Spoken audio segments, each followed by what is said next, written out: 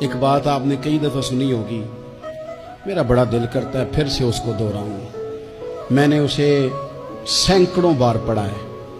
جب طبیعت پوری بے چین ہوتی ہے اور اپنی ذمہ داریوں کا احساس کرنے کو دل کرتا ہے نا، تو پھر خیال آتا ہے کہ ہم بھی پڑھیں ذرا ان چیزوں کو۔ بار بار پڑھتا ہوں تاکہ احساس ذمہ داری پیدا ہو۔ آپ کے غلام اسلم فرماتے ہیں رات کو میں اور جناب عمر نکلے تھے تو ایک مکان میں ہم نے دیکھا کہ ایک عورت نے نا، اس کے بچے بار بار شور کر رہے ہیں اور وہ کچھ پکا رہی ہے، آواز آ رہی ہے۔ تو حضرت عمر نے دروازے پہ دستک دی۔ کون ہے دروازے پہ؟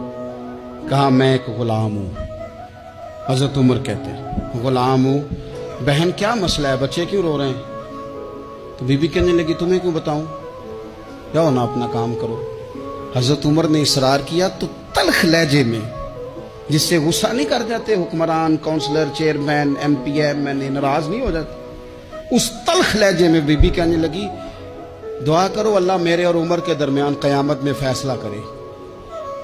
کیسا حکمران ہے کہ اس کی حکومت میں میرے بچے بھوکے سوتے ہیں؟ یہ میں نے پانی میں روڑے ڈال کے چڑھائے ہیں، لیکن یہ پیٹ کی بھوک یہ بڑی ڈاڈی ہوتی ہے، یہ نیند بھی نہیں آنے دیتی۔ خیال تھا رو دو کے سو جائیں گے، پر سو بھی نہیں رہے۔ حضرت فاروق اعظم دوڑے گئے، گھر سے سامان، اناج، غلہ کندھے پہ رکھا۔ خادم کہتے میں نے کہا کہ مجھے دے دیں۔ فرمانے لگے چل تو وعدہ کرنا قیامت میں بھی میرے بوجھ اٹھائے گا۔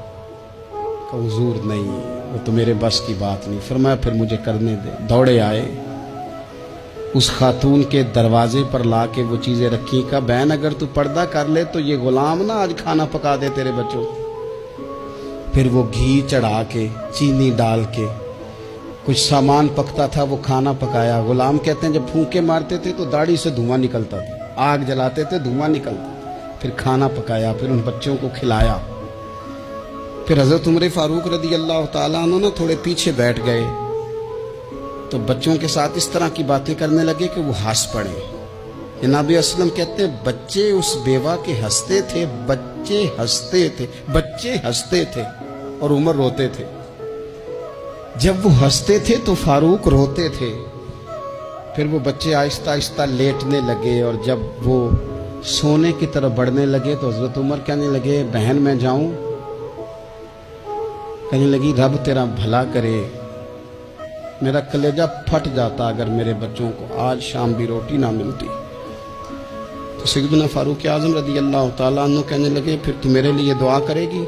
کہنے لگی میں دعا کرتی ہوں اللہ عمر کی جگہ تیرے جیسا کو نیک آدمی بٹھا دے۔ تو حضرت عمر کہنے لگے ایک چھوٹی سی گزارش بھی مان لو گی؟ کا کیا؟